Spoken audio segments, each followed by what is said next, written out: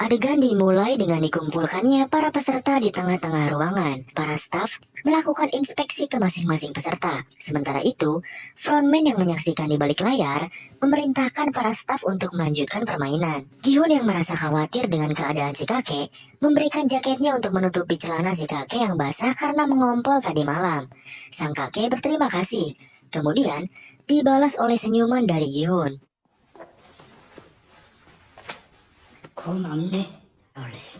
Pengumuman kembali muncul, memberitahukan bahwa game keempat akan segera dimulai dan para pemain digiring oleh staf. Namun di tengah perjalanan, dengan serentak mereka menghentikan langkah dan menatap ke langit-langit dengan sentuhan musik klasikal yang menggema di seluruh penjuru ruangan.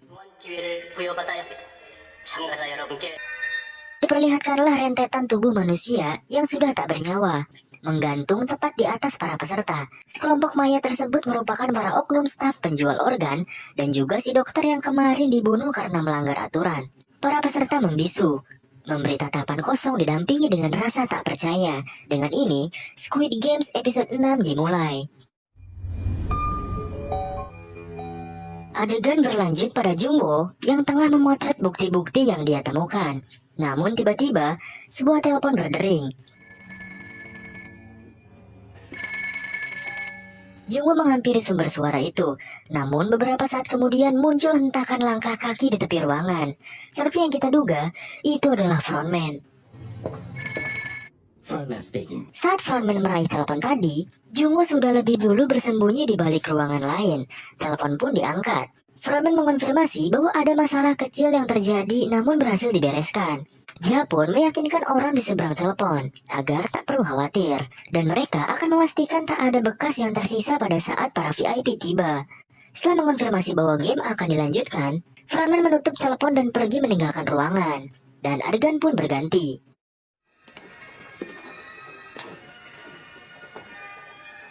Ryung menghampiri dan mengejek si Jabri karena kematian si dokter. Tentu saja, preman ini merasa kesal. Namun, ia tak bisa melakukan apapun selain mengumpat di belakang wanita yang kini berjalan meninggalkannya. Pengumuman terkait permainan keempat dilanjutkan. Para peserta diberitahu bahwa mereka akan bermain berpasangan di game kali ini. Dan mereka bebas memilih pasangan masing-masing dalam waktu 10 menit. Kembali pada Jungwoo yang sekarang menghampiri telepon dan berusaha menggunakannya dengan menelpon nomor darurat.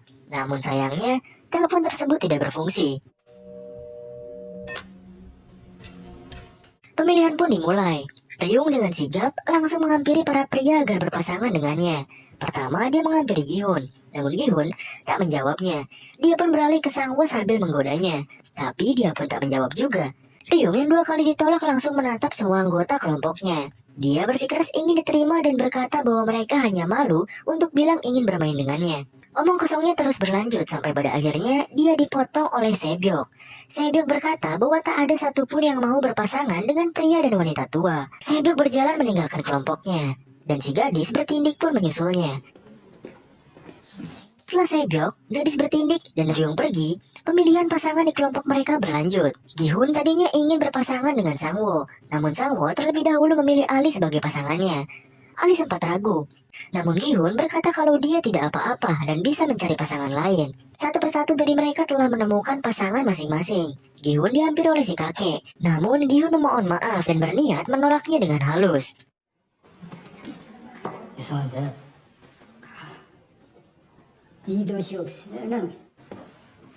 Tetapi bukannya meminta untuk berpasangan, si kakek justru malah memberikan jaketnya agar Gihun tidak diremehkan nantinya.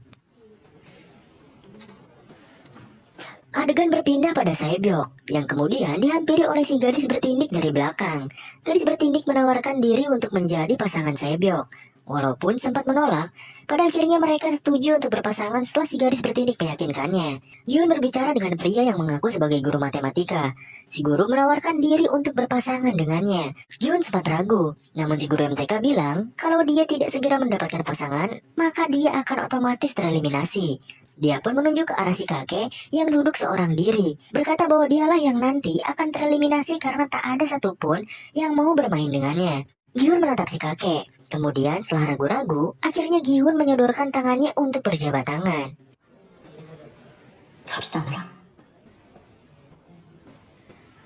도망갔네.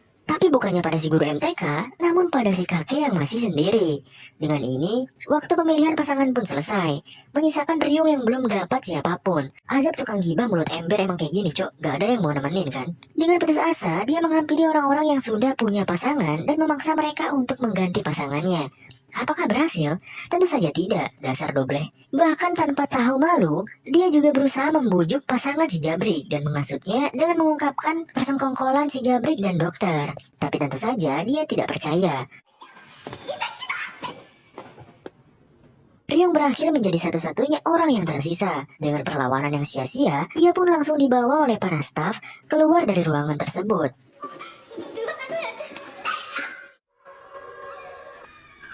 Sekarang adegan beralih ke para peserta yang telah sampai di lokasi permainan keempat yang dibuat mirip seperti komplek perumahan. Partner si Jabrik bertanya apakah yang dikatakan Ryung itu benar, namun si Jabrik menyangkal omongan tersebut dan berkata bahwa Ryung hanya asal bicara karena putus asa. Para pemain diperintahkan untuk mengikuti arahan staf. Di tengah perjalanan, Sangwoo menyemangati Ali dan meyakinkan bahwa mereka berdua akan keluar dengan selamat dan kembali pada keluarga mereka. Ali tersenyum optimis dan berkata bahwa dia akan menang kalau bermain bersama Sangwoo. Di sisi lain, si kakek yang berjalan dengan Gi-hun bilang bahwa komplek ini mirip dengan tempat tinggalnya yang dulu. Gi-hun menimpali, berkata bahwa dia dulu juga pernah tinggal di lingkungan yang sama. Mereka pun sampai di tujuan masing-masing. Kemudian diberikan sebuah kantong kecil yang berisikan 10 biji kelereng. Gi-hun bertanya apakah si kakek pernah main kelereng. Si kakek menjawab sambil tersenyum, mengaku bahwa dulu dia cukup mahir dalam memainkannya. Gi-hun tertawa lega dan berkata bahwa dia juga jago main kelereng. Si kakek menawarkan perjanjian kepada Gi-hun untuk menjadi ganbu, yaitu teman sepermainan yang tidak perhitungan untuk berbagi kelereng dan dakji bersama. Gi-hun dan si kakek melakukan janji jari manis sebagai bukti persetujuan mereka. Dengan bersemangat, Gi-hun mengajak si kakek untuk menyikat semua kelereng di luar sana.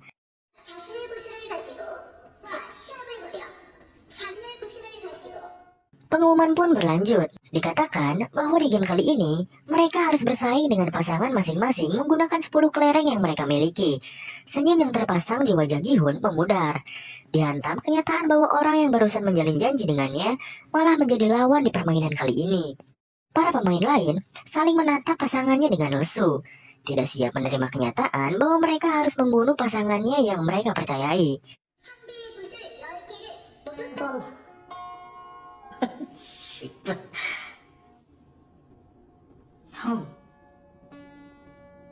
Dan permainan keempat resmi dimulai.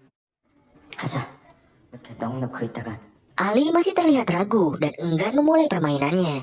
Namun Sangwoo langsung meyakinkan dan memberitahunya cara untuk bermain. Ali berkata kalau dia tidak pernah main kelereng sebelumnya. Serius, emang orang Pakistan gak main kelereng cuy? Di sisi lain, Saebyok dan gadis bertindik duduk diam di sebuah tangga. Saebyok langsung bertanya permainan apa yang akan mereka mainkan. Namun si gadis tindik malah bertanya apakah Saebyok beneran mata-mata dari Korea Utara. Saebyok langsung menepis pertanyaan tersebut. Kemudian si gadis tindik bilang kalau dia juga tidak tahu apa yang harus dimainkan. Sementara di sisi Gi-hun dan si kakek, bukannya mulai bermain, si kakek malah jalan-jalan keliling komplek. Jadi sekarang mending kita pindah ke Sangwoo dan Ali aja. Mereka memutuskan untuk bermain tebak ganjil genap yang ada di balik tangan lawan masing-masing.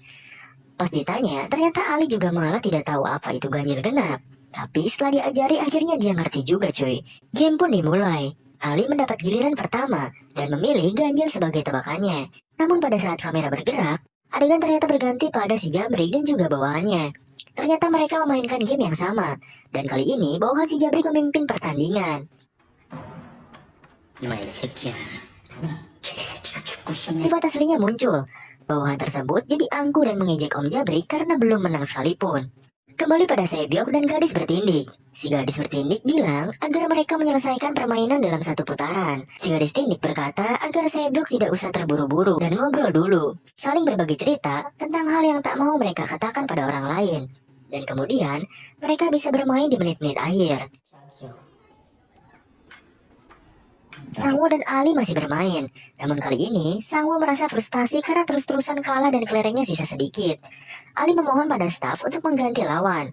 Namun Sangwoo langsung memotong Ali dengan sedikit emosi.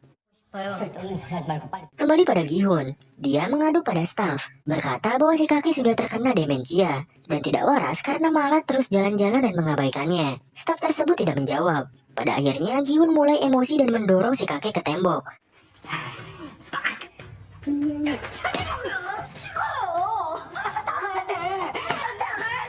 Gihun berteriak dan memohon agar si kakek segera memulai permainannya. Si kakek yang tidak berdaya langsung mengiyakan permintaan Gihun. Di sisi Bang Jabrik, sekarang dia terlihat frustasi karena terus-terusan kalah oleh bawahannya. Dia pun meminta agar permainannya diganti. Tapi bawahannya menolak cuy. Bang Jabrik menghampiri staf, berkata bahwa kalau mereka menjunjung kesetaraan, maka mereka harusnya bisa mengizinkan pergantian game. Dan akhirnya, permintaan Bang Jabrik disetujui. Sekarang kembali ke Sangwoo dan Ali lagi. Namun masih seperti sebelumnya. Lagi-lagi Sangwoo kalah. Dan saat Sangwoo memeriksa sisi kelerengnya, ternyata yang ia punya hanya tinggal satu. Saking frustasinya, Sangwoo menuduh Ali curang karena terus-terusan menang. Sangwoo semakin emosi karena Ali tidak mau mengaku. Dia mencengkram kerah baju Ali dan memarahinya.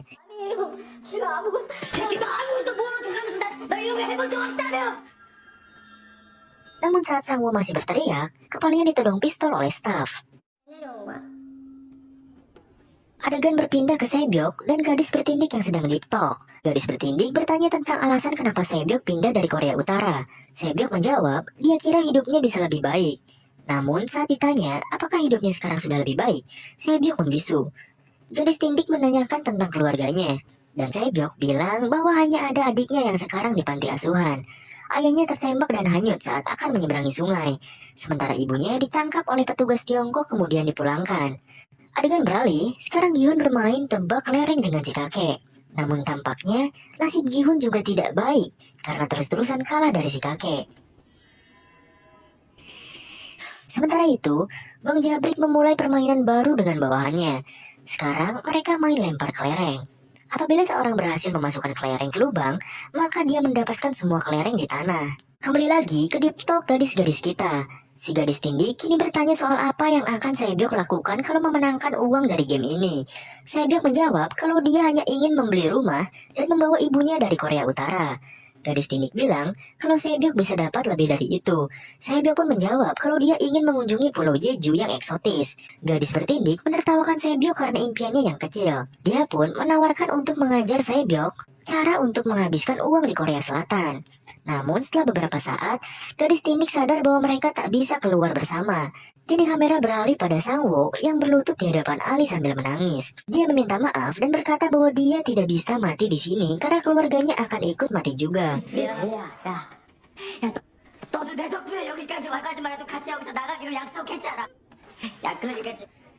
Ali juga menangis dan meminta maaf karena dia juga punya keluarga. Karena putus asa, akhirnya Sangwoo membujuk dan menawarkan Ali untuk bekerja sama lagi. Ali yang masih menangis pun berkata, apa rencanamu? Sekarang kembali pada Gihun yang semakin frustasi. Lagi-lagi dia kalah cuy. Staf yang mengawasi berjalan mendekati Gihun dan mulai mengambil pistolnya. Tapi Gihun dengan panik langsung mengaku kalau dia masih punya satu kelereng yang tersisa. Permainan lempar kelereng antara Bang Jabrik dan bawahannya masih berjalan.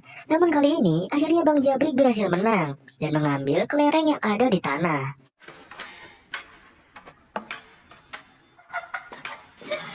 Di sisi lain, Sangwoo dan Ali sedang menyusun rencana. Sangwoo berkata bahwa apabila ada tim yang terus-terusan seimbang sampai waktunya habis, tidak mungkin langsung dieliminasi. Dan bisa saja dipertandingkan kembali dengan sistem tim versus tim. Sesaat kemudian, tembakan pertama terjadi di dekat mereka.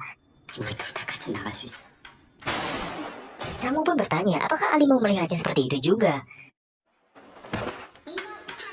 Tembakan kedua terjadi. Namun kali ini berada di dekat Saebyok dan gadis bertindik. Gadis bertindik bertanya apakah Saebyok pernah melihat orang mati. Saebyok pun bercerita bahwa dulu di kotanya pernah ada wabah. COVID mungkin. Orang-orang mati setiap harinya. Mayat-mayat dikumpulkan oleh para tentara kemudian dibakar. Nenek, kakek, dan juga kakak Saebyok merupakan salah satunya. Sekarang giliran gadis bertindik yang ditanya. Dia bercerita bahwa mayat pertama yang ia lihat adalah ibunya sendiri. yang dibunuh oleh ayahnya sendiri juga. Dan yang selanjutnya adalah ayahnya, yang dia bunuh oleh tangannya sendiri juga. Ternyata ayahnya adalah seorang pendeta yang sering melakukan KDRT sambil berdoa agar diampuni dosanya. Tembakan selanjutnya berbunyi, membuat kaget Gihun yang masih bermain dengan si kakek. Ironisnya, setelah dia mengganti jawabannya karena ragu, tebakannya malah salah.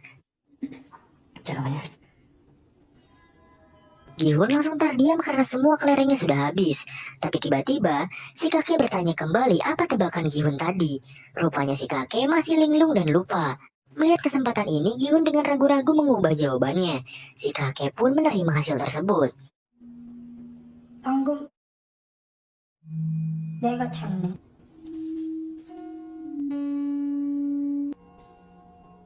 Kembali pada Sangwo dan Ali. Ali masih ragu-ragu dan bertanya apakah mereka akan berhasil. Sangwo meyakinkan Ali untuk kesekian kalinya dan berjanji akan memberikan satu kelereng terakhirnya apabila mereka gagal, agar Ali tidak merasa bersalah atas kematian Sangwo. Ali pun akhirnya setuju dan menanyakan rencananya. Sangwo memberitahu Ali bahwa mereka harus berpencar dan mengamati tim-tim yang tersisa dan mengincar tim dengan anggota paling muda atau yang paling tua. Ali mengangguk dengan yakin, kemudian bergegas pergi melaksanakan rencana mereka. Namun sebelum dia menjauh, Sangwo menghentikannya. Sangwo berkata, akan tidak aman kalau dia membawa kantongnya seperti itu. Dia pun menawarkan untuk mengamankan kantong tersebut. Ali percaya pada Sangwo. Dia pun memberikan kantong tersebut padanya. Kemudian, Sangwo tiba-tiba membuka pakaian dan merobek kaosnya. Kembali ke si Jabrik dan bawahannya. Kini kelereng si Jabrik hanya tersisa satu, dan lemparan kali ini menjadi penentu nasibnya nanti. Dia pun mencoba fokus dan melemparkan kelereng tersebut. Namun sayang, kelereng yang ia lempar hanya bisa mencapai tepi lubang. Ternyata, bawahan si Jabrik juga hanya tinggal memiliki satu, dan dia pun melemparkannya. Adegan diperlambat, dan saat kelereng bawahan Jabrik hampir masuk, tiba-tiba kelereng tersebut berbelok arah karena membentur kerikil di depannya. Dengan ajaib, kelereng tersebut malah menabrak kelereng si Jabrik yang nganggur di tepi lubang hingga jatuh ke dalamnya. Pada akhirnya, si Jabriklah yang menjadi pemenang. Karena tak terima, ia pun berlari kabur dari staf yang hampir menembaknya. Kita semua tahu, kabur dari tempat ini hanya akan berakhir sia-sia. Jadi saat bawahan si Jabrik sampai di depan, dia sudah disambut oleh petugas yang menodongnya dengan senjata api. Tak butuh waktu lama, dia pun ditembak mati setelah mengucap umpatan terakhirnya. Tepat di saat tersebut, dengan cepat Sangwo menukar kantung Ali dengan yang ada di tangannya. Memang yang namanya orang putus asa, apapun rela dilakukan gitu. Setelah selesai, Sangwo pun berdiri dan mengalungkan kantung kelereng Ali yang sudah ia modifikasi. Ali pun pergi, dan adegan kini berganti. Kembali ke Gihun dan si kakek. Kali ini Gihun mulai memanfaatkan keadaan si kakek yang linglung dan mengubah jawaban si kakek. Si kakek pun malah lanjut percaya dan menyerahkan kelerengnya pada Gihun. Adegan berganti lagi menuju Ali. Dia melaksanakan tugas yang diberikan oleh Sangwo. Dia terus berjalan dan mengecek pemain walaupun berkali-kali dikagetkan oleh suara tembakan di sekitarnya. Sementara Sangwo mengambil kembali pakaiannya yang tergeletak di tanah, beserta kantung kelereng yang ia tukar. Gihun dan si kakek masih melanjutkan permainan mereka. Namun tampaknya sekarang Gihun mulai merasa bersalah. Kembali lagi pada Sangwo. Kini dia memberikan kantung kelereng yang dia tukar tadi kepada staf. Sangwo memberitahu bahwa peraturan permainan ini adalah mendapatkan kelereng lawan dengan permainan apapun tanpa melakukan kekerasan. Dan dia tidak melanggar aturan tersebut. Pada akhirnya, staf menerima kantung tersebut. Dan adegan pun kembali menuju Saebyok dan si gadis yang bertindik. Saebyok mengajak si gadis tindik untuk memulai permainan seperti yang mereka rencanakan. Gadis tindik menjelaskan permainan yang mereka lakukan adalah lempar kelereng. Dan yang kelerengnya mendarat paling dekat dengan tembok, maka dia yang menang. Kemudian Saebyok pun balik menanyakan nama gadis tersebut. Jiong adalah jawabannya. Saebyok bertanya siapa yang akan lempar duluan. Jiong pun memilihnya. Si kakek mengecek kantung kelereng miliknya. Namun sayang, kini kantung tersebut kosong tak ada sisa. Kakek berkata apa yang harus dia lakukan. Dia ingin bermain lagi. Dia pun meminta Gihun untuk meminjamkannya satu kelereng saja. Namun Gihun hanya bisa meminta maaf dan bangkit dari duduknya. Namun tiba-tiba si kakek ternyata masih menyimpan satu kelereng di sakunya. Gihun yang heran langsung mengecek isi kantungnya tersebut. Dan ternyata isinya hanya 19 kelereng. Saat dia mengangkat wajahnya, si kakek sudah pergi meninggalkannya. Setelah Saebyok selesai, sekarang giliran Jiong untuk melempar. Namun bukannya melempar, Jiong justru malah menjatuhkan kelerengnya ke tanah dengan sengaja. Saebyok kaget. Kemudian dia mendorong Jiong ke tembok dan bertanya apa maksud dari perbuatannya. Saebyok menyuruh Jiong untuk melempar kembali. Namun Jiong menolak dengan alasan dia masih akan tetap kalah dan ingin kalah dengan cara yang keren. Namun Jiong tetap menolak, berkata bahwa dia sudah tak punya apapun lagi. Berbeda dengan Saebyok yang mempunyai keluarga sebagai alasan untuk keluar dari game ini. Jiong terus memikirkan apa yang mau dia lakukan setelah keluar. Namun dia sama sekali tak mendapatkan jawabannya. Jiong meminta Saebyok untuk keluar dari tempat ini hidup-hidup. Lalu bertemu ibunya, menjemput adiknya, dan pergi ke Pulau Jeju. Saebyok membisu, air mata mengalir di pipinya. Di sisi lain, Ali kembali lagi ke tempatnya, dan Sangwo berkumpul. Dia memanggil-manggil Sangwo, namun panggilan tersebut tak kunjung terjawab. Sangwo yang sudah menang, kini berjalan menuju pintu keluar. Ia mendengar teriakan Ali, namun dia enggan untuk kembali.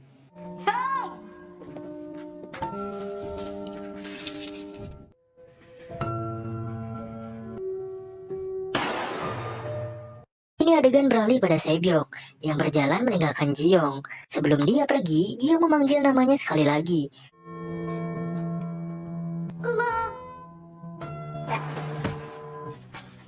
Gihun masih mengejar si kakek, memujuknya untuk kembali bermain. Namun si kakek malah masuk ke gerbang rumah yang diakui sebagai rumah lamanya. Dia terus bercerita dan mengabaikan Gihun.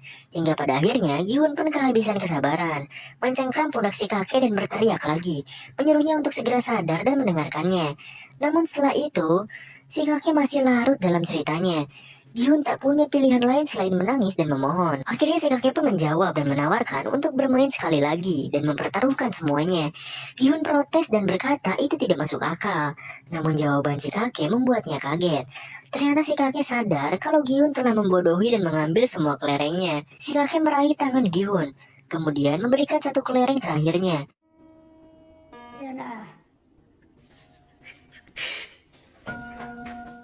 Gihun pun berjalan keluar. Kemudian si kakek bilang bahwa sekarang dia mengingat namanya, yaitu Oh Ilnam. Staf pun masuk, menodongkan pistolnya pada kepala si kakek tua. Gihun dengan hati yang remuk masih melanjutkan langkahnya, berjalan melewati jasad mereka yang gugur tergeletak di permainan kali ini. Dan episode ke-6 pun selesai. Perjalanan mereka untuk mencapai kemenangan tetap berlanjut. Orang-orang